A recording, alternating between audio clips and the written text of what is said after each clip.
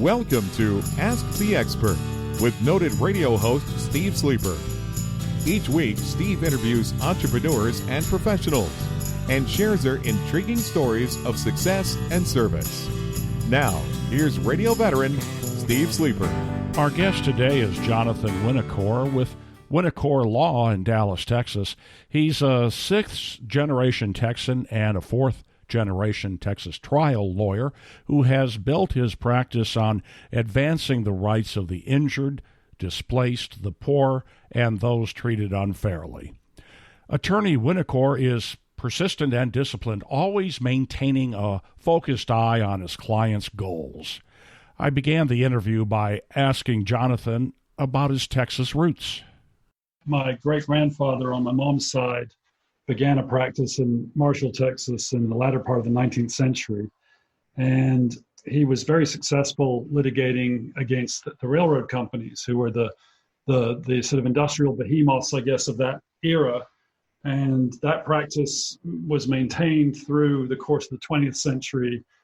And so I, in some sense, picked up that mantle when I graduated from law school here in Dallas in 2002. And while I didn't want to practice directly with the family firm in Marshall and chose to practice here in Dallas, the ethos and the focus of my practice is very much in line with what I inherited, for want of a better term. The mission statement that our firm operates under is a voice for you. We see that as meaning that we act as advocates for justice, meaning that we call for each and every one of our clients to be treated justly. We choose to represent people whom our society and culture in some ways renders voiceless. Those are people who are rendered voiceless either permanently, in the sense that many of our clients are poor, from deprived economic backgrounds. They might be recent immigrants. They might be members of minorities. And as a result, they suffer institutional barriers to being able to speak their truth. And they suffer institutional barriers to inclusion and recognition. And essentially, it's hard for them to be heard. So we provide those folks a voice. There are also people who are rendered voiceless temporarily. And I say that in the sense, I mean that in the sense that people find themselves in severely compromised positions by virtue of an adverse event. That might be a catastrophic injury, it might be the death of a family member, or it might even be something like termination of an employment relationship. Often people in those circumstances who might have enjoyed a position of relative privilege before are deeply impacted by a recognition of their vulnerability in the face of a social and cultural environment here that sees victimhood in some sense as blameworthy. It can be a real psychological challenge recognizing that bad things happen to good people. And that challenge is made more difficult by those who have an interest in perpetuating the blame the victim cultural phenomenon. I would characterize those actors as, for example, insurance companies, employers in some contexts, financial institutions, and broadly speaking, corporations generally. So having said that, while we focus on representation of individuals, we also have represented small to medium-sized businesses in commercial disputes. It's not something that we do with a great amount of frequency, but SMBs can find themselves cast in the role of blameworthy victims too, particularly when dealing with large vendors or purchasers or insurance companies. So they too need an articulate voice. And that's what we try to provide, is an articulate voice for our clients who themselves are either voiceless by virtue of their position in society or have been rendered voiceless as the result of some kind of misfortune. Well, you just mentioned insurance companies, so that's a nice segue into the portion of your practice that handles personal injury cases. Why do I need an attorney if I've been in a car accident and it's not my fault? Well, I think circling back to what I said a moment ago, precisely because of the blameworthy victim culture I just alluded to, that culture, which has its origins in a sort of amoral and immoral aspect of our human nature, provides perfect fodder for an industry that relies on people being cowed into thinking they're somehow responsible for misfortune that is actually the result of another's negligence or carelessness. And that is the insurance industry I'm talking about. That business model relies on increasing its harvest of premium dollars and reducing or eliminating its payouts. The insurance industry has enormous resources to bring to bear. And to get a sense of that, all you need to do is look at the largest purchases of advertising in this country, from sponsorship of televised sports to incessant TV commercials. And that those well-produced commercials are at the premium dollar harvesting side of things. In other words, generating income for the insurance company. On the other side of the equation are the interminable delays in claims processing, the unjust denials of legitimate claims, the undermining of those claims through the trickery of adjustment and legal defense. From the outset, insurers facing liability exposure are motivated to eliminate that exposure where they can, and if not, to reduce the monetary requirements that that exposure presents to them. So that starts as soon as they are on notice of a claim. That's why an attorney is such a vital resource when you're in that posture. We advise all our clients to be very circumspect in their initial dealings with any insurer, whether it's the insurer or of a liable third party, in other words, of a negligent entity that might be responsible for their injury, or even their own insurer in the context of a first party claim where they're seeking compensation from their own insurance company.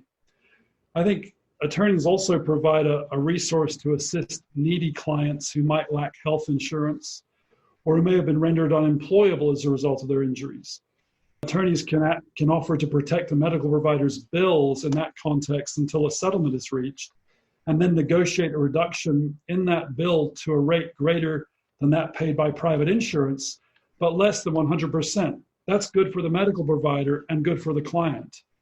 Even for those who have good medical insurance, or for those covered by the Veterans Administration, Medicare, or Medicaid, a good personal injury attorney can negotiate reductions in the amounts sought by those entities in their capacity as subrogates after settlement of a claim when they seek reimbursement for money paid out on healthcare claims. An attorney who understands the various kinds of subrogation claims and reimbursement rights can significantly increase the value of an injured person's claim. So I think personal injury attorneys are a vital resource to people who are in a position of vulnerability. How do I know if I have a case that I can bring to an attorney such as yourself? There's sort of different ways to answer that. The simple answer is if liability is clear and you're hurt, you have a case. A more complex analysis would involve a situation where liability might be disputed.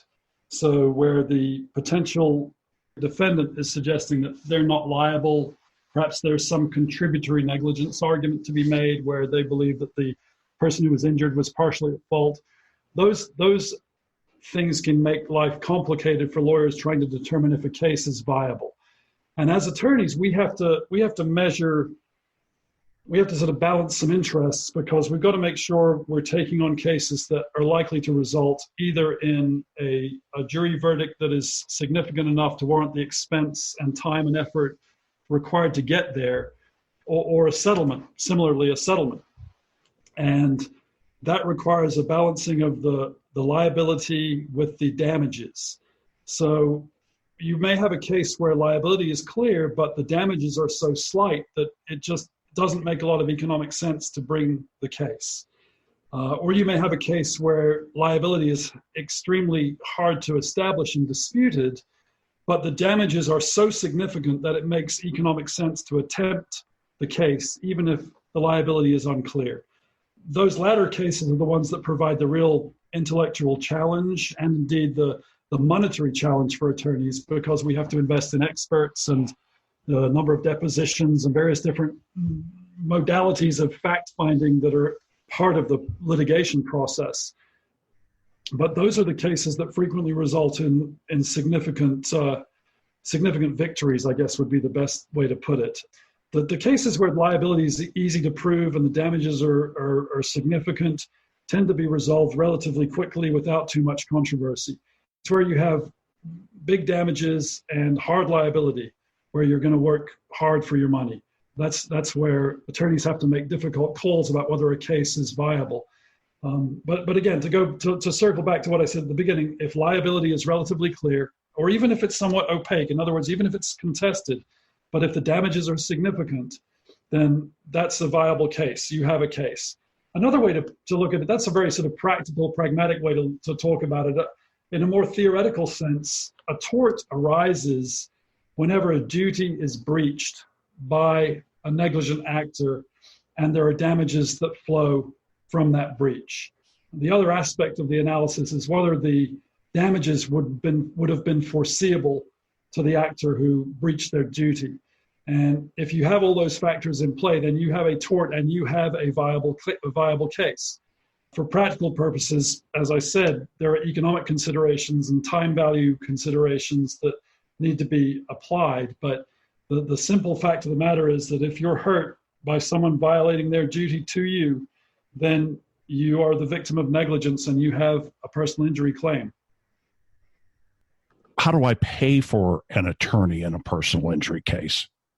You pay after a recovery is made. The lawyer advances his time, her effort, and her money. She's only compensated if and when the client is compensated. That's what contingency representation means. The lawyer's fee is entirely contingent on a recovery for the client. If the client doesn't recover, neither does the lawyer. And vitally, all that time and money expended on the case is the lawyer's loss, not the client's. What do I do if the other guy's insurance adjuster calls me? We recommend that you not communicate with insurance companies on either side of a claim until you have consulted with an attorney. The most obvious example is a car accident, so I can talk in detail about that. And it would depend on the severity, but assuming that you're still conscious and able to articulate verbally what's going on, we recommend that the first thing you do is document the mechanism of injury. Pull out a phone, take some photographs of the location, the vehicles, the damage to the vehicles. And if you can, without being harassing or rude, ask the at-fault driver to admit fault on camera if they're willing to do it. They may not be, most people wouldn't, but some will. Once that's done, if there's even moderate vehicle damage, call the police.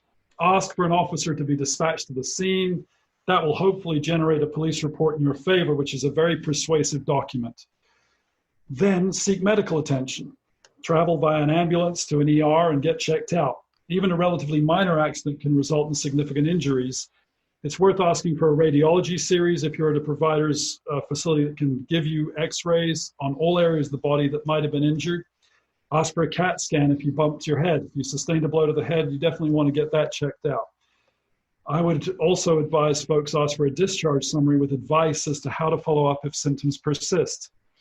Once you're discharged, call an attorney. I haven't mentioned calling an insurance company at all after an accident.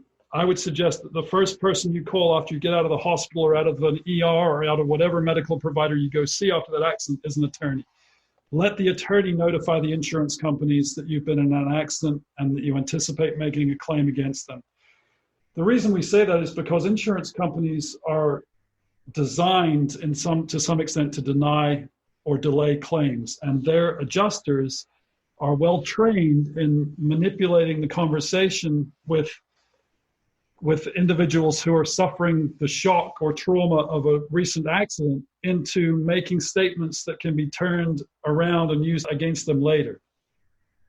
So we would prefer that you communicate with an attorney before you communicate with an insurance company. Many people think that insurance companies are there to look after them. That's a naive perspective. They really aren't.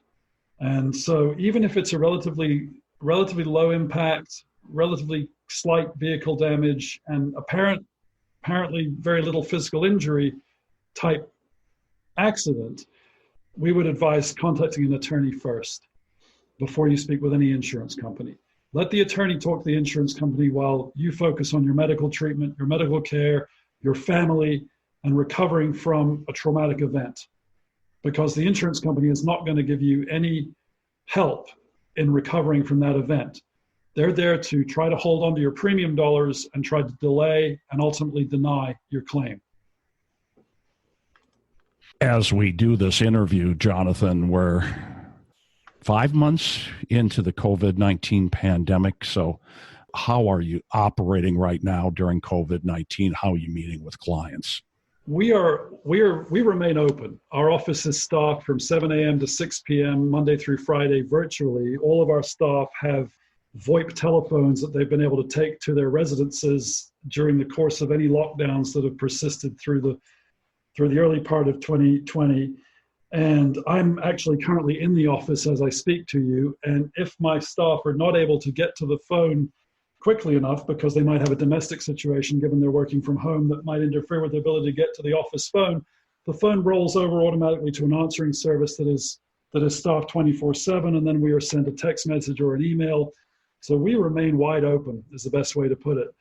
We'll follow up with you as soon as we get a message from you or from the answering service, and we're also available to meet via Zoom. We can even do it in person by appointment as long as everyone maintains social distance and wears a mask. This pandemic has not interfered with our ability to respond quickly and meaningfully to our clients or to our prospective clients. Are you seeing any delays with claims with COVID-19? Yeah, it would be disingenuous for me to suggest that insurance companies aren't taking advantage of the fact that there has been a delay in the courts. The dockets of the courts in the county where we operate in Dallas are significantly backlogged. They were before the COVID pandemic began. Now they'll be even worse because we've had lockdowns and a prohibition on jury trials that is, I believe, currently set to expire on September the 1st. Of course, that may change given the uptick in cases that we've seen here over the past weeks. So insurance companies will absolutely take advantage of that delay. Again, anything they can do to delay or deny a claim, they will do. Now, having said that, in some cases where liability is very clear, damages are in excess of available policy limits, and that's an area of conversation we haven't really gotten into the weeds as far as insurance practice goes, but some insurers are making reasonable offers of settlement in reasonably short amounts of time in spite of COVID. So it's hard to say necessarily will COVID delay your claim, but it's more likely than not that it will, which is unfortunate. But the sooner you push the claim into process, the sooner it will be resolved. So I wouldn't use COVID as a reason to delay communicating with an attorney if you are involved in an accident of some kind. Our thanks to Jonathan Winocour with Winocour Law in Dallas, Texas. He can be reached at 214-575-6060. Thanks for listening to Ask the Expert with Steve Sleeper. Join us next time as entrepreneurs and professionals share their intriguing stories of success and service.